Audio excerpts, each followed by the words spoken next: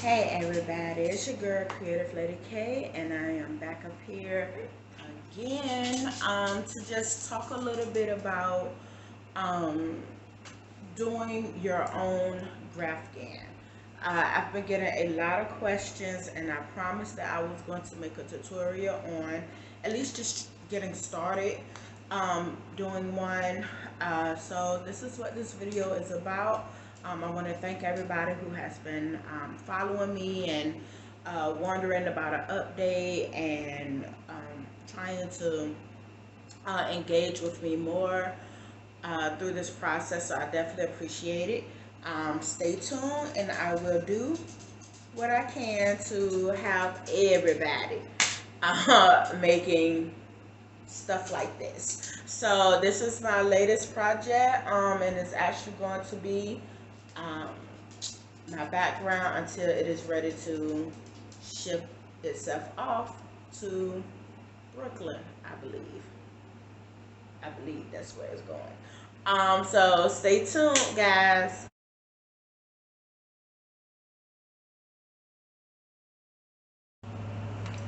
Okay, so I'm back. What I have set up in front of us is just my desktop computer screen. Please forgive me because I am not tech savvy, so I'm going to do the best that I can. Because the main purpose is to just explain what the heck I do to get these pictures into graph format. So first things first is you want to start with an idea. That's pretty much how everything starts, right? An idea or a thought, or even you already have your own pre-made picture and you've had scanned it to the computer and everything, and you're just trying to understand how to do this through Stitch Fiddle.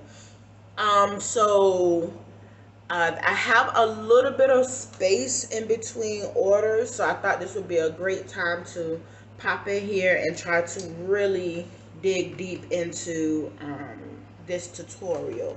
At the end of this, hopefully you guys will be able to make um, a graph as well.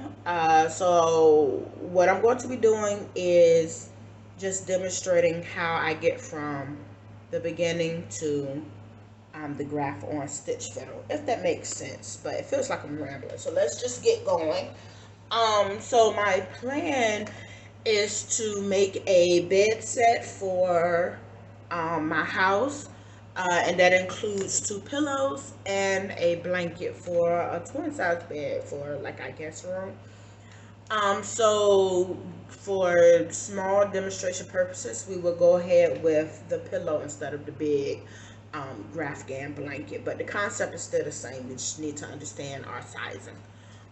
So my idea is to have the pillows be Dragon Ball or Dragon Balls. I'm not quite sure if I want to just make two. So but I know the most famous, of course, is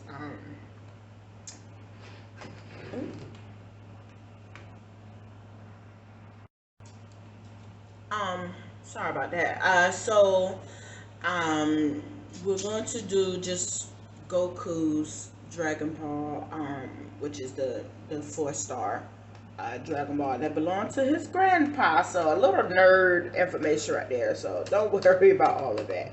So I just type in 4 star. I guess Google already know what the deal is.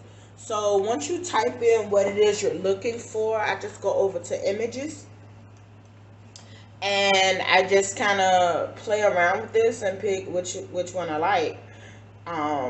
Which one would seem to be the best that would translate over to graph. I do find that the cartoon like style works best, but you can get some realism as well if that's what you want to go for.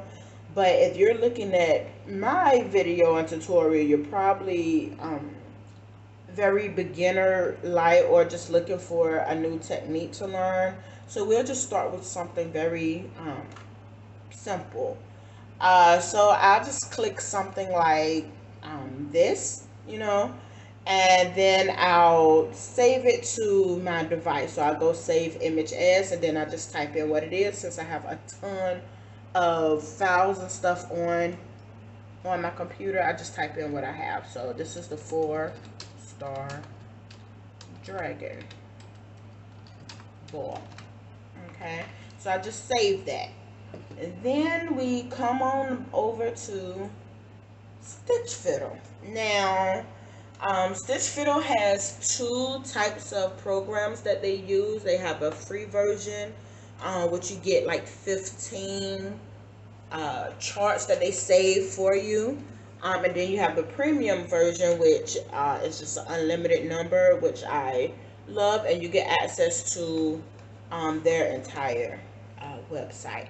But as a beginner just starting out, please try to learn as much as you can before you buy. You know what I'm saying? That's what I did. I just learned as much as I could. I do know like a big complaint is that Stitch Fiddle is not user friendly, and I could definitely understand that, especially when we get to the next screen when we're trying to figure out sizing and all of that. Um, so I definitely get, but they do have a lot of like Stitch Fiddle pages and things like that that you can go to for like immediate questions. And there's a couple of tutorials on YouTube. And then a lot of it is just trial and error and just practicing and figuring out. This is not a quick uh, process. Be prepared to spend a few hours just understanding how to make a chart. But once you get the basics down, it's pretty, I wouldn't say easy, but you're able to achieve your goals once you understand exactly what you're doing. And that's what I'm here for. That's why you clicked on this video, right? So let me turn it this way so I can get the whole screen in. So this is my account. All of my 1,000 charts. As you can see, I'm a anime, Doctor Who, Star Trek. That's my newest one, the Romulan symbol flag. But I'm not gonna go there. So anyway, over here we have, so this is what you look at when you log into your account. If you don't have an account, I would suggest you go ahead and make one. Just type in stitchfiddle.com and go through the prompts in order to make an account, and then just come meet me back here. So they're going to ask you something if you want to create a new chart, or you just click on what's already made and it'll take you to that screen. But you want to learn how to make a chart, right? So this is what we're going to do. So they have a big opening right here in the beginning, so you can just click this, or if you want to be fancy, you know, you can come over here to the menu. But I just click it here for simplicity. So the next screen is going to ask what your craft is, and we all know what we're here for, baby, crochet. So let's get to it. The next screen is going to ask you what kind of project. They give you C2C, which I'm not a fan of, which I think is beautiful, of course, but I'm not a fan of doing, just because I don't prefer the pixelated look. I prefer even blanket with reverse sides and everything. So I would use the crochet with colors, which is the row by row method that I use. So you click on that, and then it's going to bring you to another question. How do you want to start? From a plain empty chart, which is what I would use sometimes if I am just designing whatever, if I'm working on like letters and things like that, or from picture, which is what we started off at Google with the Dragon Ball. So I click on that. Now, don't mind this. This is something that I was playing around last time. Normally the screen will say, it will have a camera, and there's like in the center of the screen, then it will say drag picture. So you just click on the camera and it'll send to your file. But since I don't have that, you come over here and you see the camera right here in the corner. It might be too small to see. So it says choose picture. So I just click choose picture, and it's going to take me back to my file keeper. So you just find the picture that you chose and open it up. Okay. Now, I know, bear with me, this is the part that tends to drive people bonkers. And I get it. I looked at it and was like, what the heck is this? So the biggest issue is understanding your sizing, which we have over here. Let me turn the camera a bit. I can zoom in a bit. So over here we have the sizing area. Okay. Now, this is what I mean where planning comes first, because now you have to decide what are you making, like what size do you want it to be. So I already said that the Dragon Ball is going to be pillows, and I already prepared myself for what size pillow I'm even looking for. So I got the 16-inch the pillow cushion that you can get from like a craft store, anything, something like that, and already measured it out. Now, I also know what my gauge is, but some people don't know that what their gauges is. So that's something that could definitely help you through this process. So gauge basically means what is your stitch like? Do you have like a loose stitch? Do you have a tight stitch? How many stitches does it take to get to a particular measurement? That's what a gauge is. So I would take my tape measure and spread it across the pillow cushion, and I would get, I think it was 16 by 16 is the size of the pillow that I have. So I would make a chain that would measure out what the 16 inches is, and that would be how many stitches I would have for the project. And then I would take the height of it, and then I will measure how many rows can I fit within that inch. So with my gauge, it takes about 60 stitches across to get to the 16 inches, and then it takes around I can fit about one row for each inch. So that equals out to about 42 or 43 rows height wise. So, and there's a ton of videos on how to figure out your gauge. That's not exactly what this video is about, but it is important to know that information before you get started. That way you can figure out what size you need. So stitch fiddle is great when it comes to figuring out exactly what is your cup of tea, I would say. So here it already has like a default. Everything is kind of defaulted with stitch fiddle. So here for size, it has this number 100. So basically what this means is that this picture, this picture, the size that they gave us is 100 stitches across, right, by 100 rows, right, up and down. This is not the size that I'm going for. It's supposed to be a pillow. So I could either come here and change it, but this would means that your height and your width is going to be the same across. That's not what I'm going for, because I know that my height and width numbers are different. So I go to the exact crop because I know exactly what size I'm looking for. Okay, so they give you a little tally here that you can go up or down, or you can just type in what you're looking for. So remember the width, which was the distance across. I had measured my gauge to be around 60.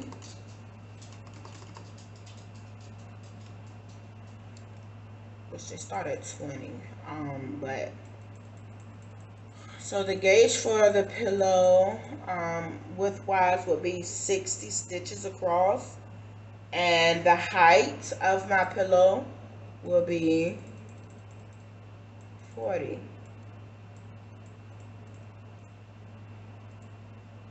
will be 40. Okay. And so what this means is that I crochet 60 stitches, right, for 40 rows. That's what that means.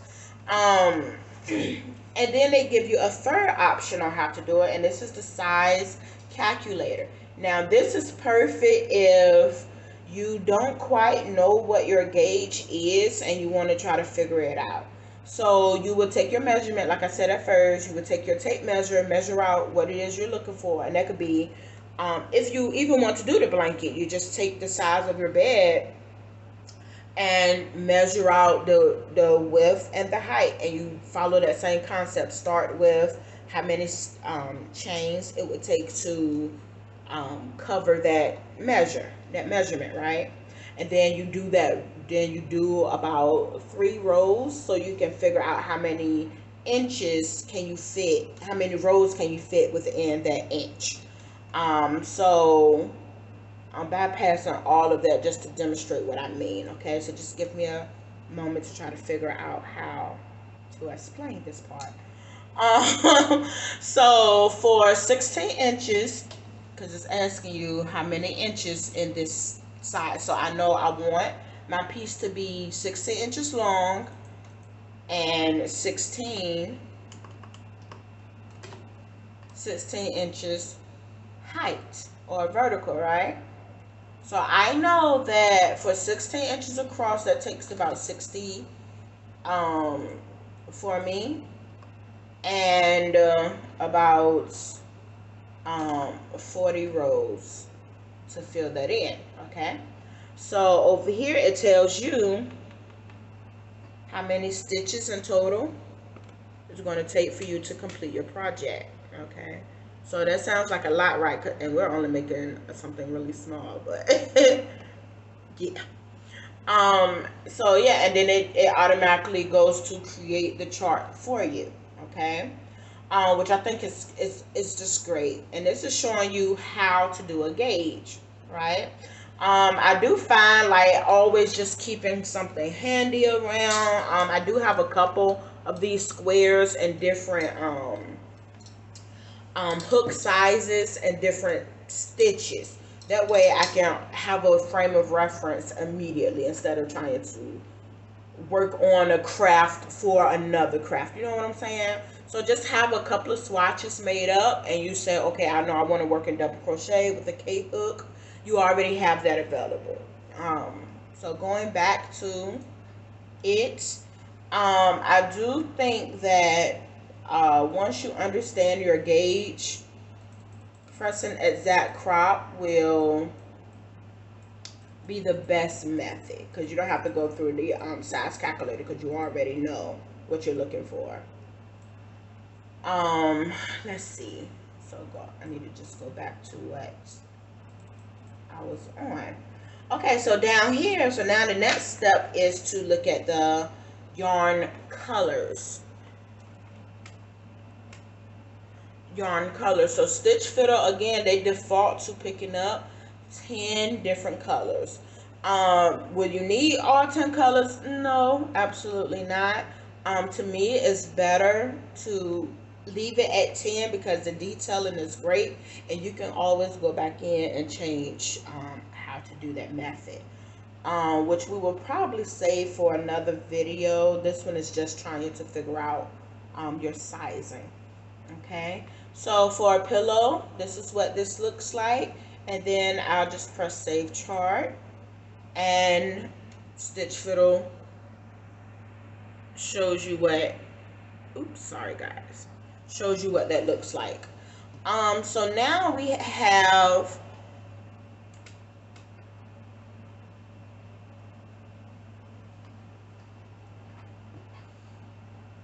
the symbols.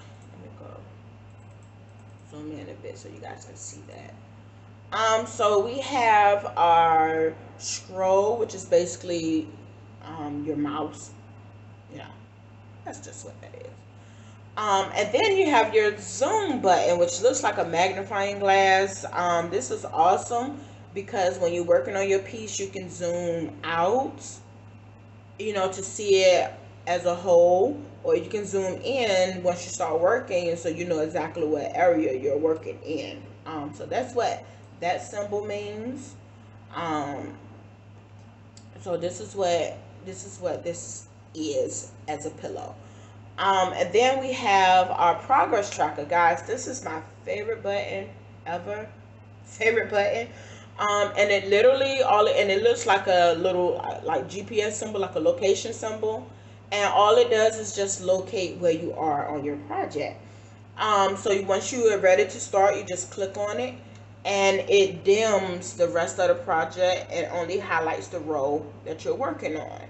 And it saves your spot, guys. When I tell you this was a game changer, from having your pictures on just graph paper, I remember like having to like highlight the role that I was working on, and I had to figure out, okay, do I want to highlight it to show that this is what I'm working on, or do I want to highlight it to show that I'm finished with that row? It was a mess. But with this, you work on your row, and then it just follows you up, all the way till you're done. And I think this is such a wonderful feature. Here, if you're not really good with symbols or pictures, you can actually write out your instructions. You can say, okay, in row one, it's white up until you get to, count 15, and then you go black for 4, and then you go gold for 3, and then you go red or whatever color you're using till 40, and so on and so forth. I don't write my instructions out at all. The picture is really cut and dry. Each block. Let me show you. So each block represents a stitch. It is a literal representation of what you're working on. So like this is 60, so you're chaining 60. Actually, you're going to chain 61 because when you flip your word, that chain counts towards your next stitch. So you would chain 61 and then double crochet in the third chain from the hook and back down, and you have your row. And then you will have 60 stitches, right? So each block represents a stitch. That's all that means. So I don't generally deal with a written pattern. Download, if you want to download your chart to save it outside of being on Stitch Fiddle, they give you that option as well. The next best one is the pencil, or the edit pencil symbol. It just says draw stitches, but this is where you go to edit your work. So you just click it, and these are the 10 default colors that they picked up from the original photo. You can keep all of these, or you can play around with what you have. I would definitely be playing around with it, to make it a bit more user friendly. Like, it's really hard to pick up on some of the different shades that they have. So I would definitely be changing up a lot of that, but that's not what this video is about today. So if you guys have any questions, please just let me know. I know I threw a lot of information at you guys, but I really wanted people to try to understand the sizing part of Stitch Fiddle. It seems daunting, but it's not. Like, we can take that same picture. I'm gonna go back through the process again. We can take this same picture, and if we want to go with the blanket, I already know that a twin size blanket for my gauge, I use, and with my gauge and an eye hook, I know that it's going to take me 200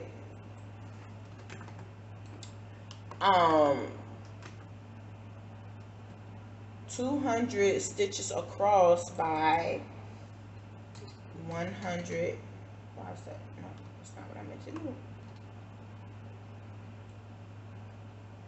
I don't know why it's not letting me type it in. Please disregard that, guys.